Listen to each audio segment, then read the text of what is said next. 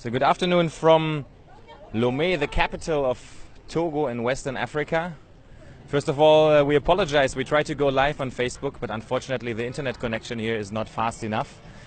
So as you might have heard before, Togo has been facing serious clashes and demonstrations over the past month. Since August last year, representatives of the opposition parties went on the streets. They actually asked to go back to the old constitution of the country for the president.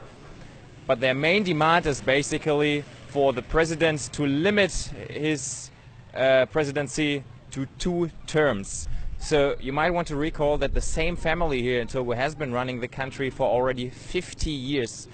Now the current president is Faure Gnassingbé. He's serving his 3rd term right now. He took over from his father, installed by the military, later on confirmed by controversial elections. So a lot of people here are saying his time is over. The family business has been on for too long. They want to change, and they do not want to wait for the next elections to happen. So since the demonstrations happened in August and over the past month, the government showed some interest in moving to the direction of the opposition. They offered they would accept to return to the old constitution, and they would accept the 2-term limit for the president, but not starting from when the president Faure Gnassingbé started his terms, but from the next election. So that would basically allow the president to run 2 more times. And this is something they are not too happy with.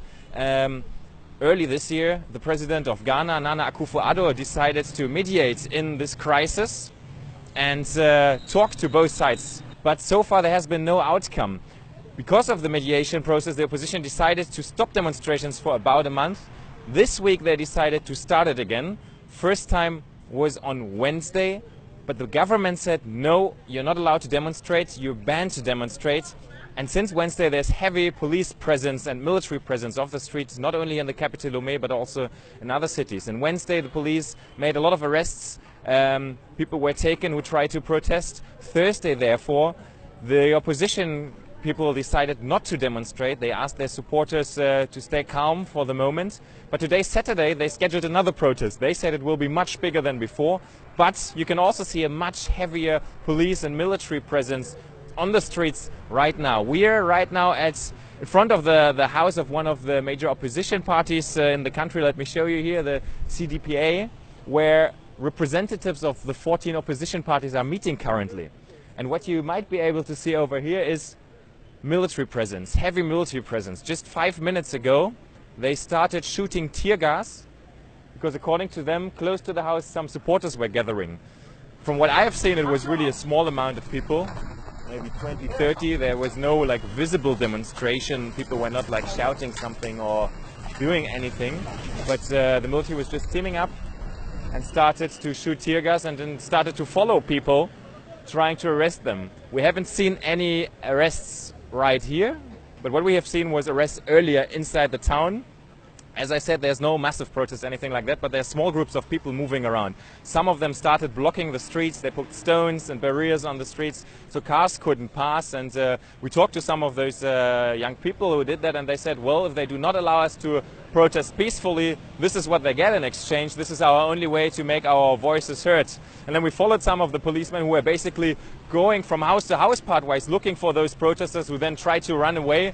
We saw them storming into one abandoned building, taking 2 people out, arresting them.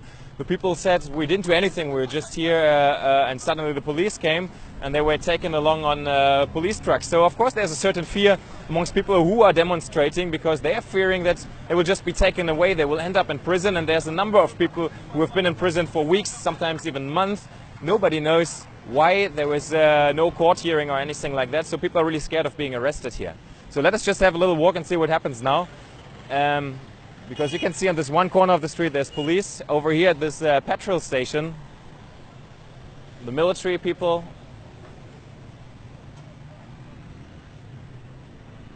Right now it doesn't seem as if they're planning to shoot tear gas once again.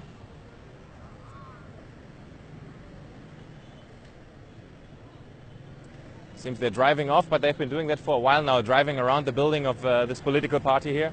You see a bunch of journalists here observing the situation. Even for them it's a difficult situation, because it is not so clear whether the military are friendly or hostile to the press representatives here. You can see a certain fear amongst our colleagues here. Always when they start moving, they also have to run. Because this is also something that representatives of the opposition have been complaining about, saying that there's no democracy here, there's no right to express themselves.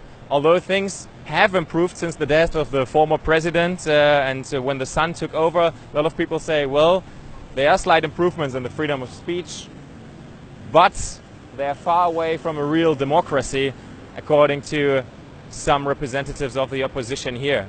We also talked to the Minister of Communication yesterday, and he said, well, the protesters knows that they are not allowed to go on the streets. And he says they're doing an illegal action by doing so.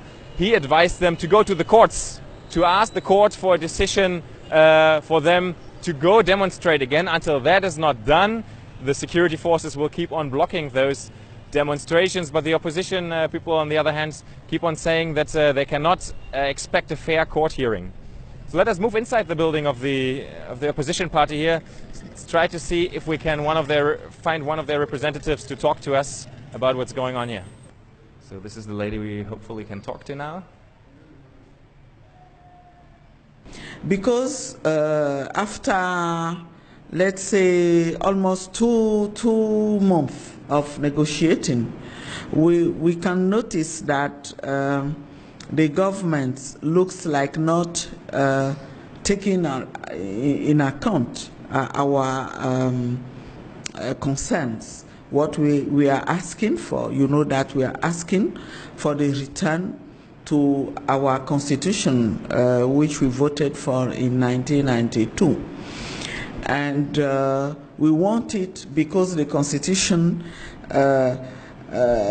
puts a limit to the number of terms that a president can have. And our current president is having the third term, which is not conform to what was said in the Constitution.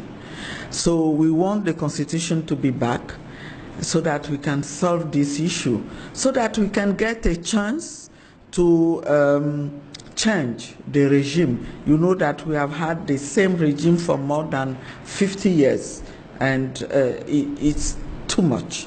It's too much. But we started to discuss, and we could see that the governmental delegation is reacting as if they don't care at all about our demands. And they said that the current head of state will not leave now, but they will also be able to go to be a candidate for the election in 2020. And we cannot accept this at all. There's some people here still expressing their anger, and these are the images we want to leave you with for now.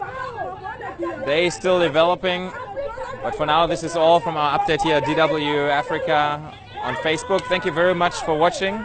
As I said, sorry that we couldn't do Facebook Live, the connection was not good enough, but we just recorded this one here and tried to upload it right afterwards. Have a good day, bye.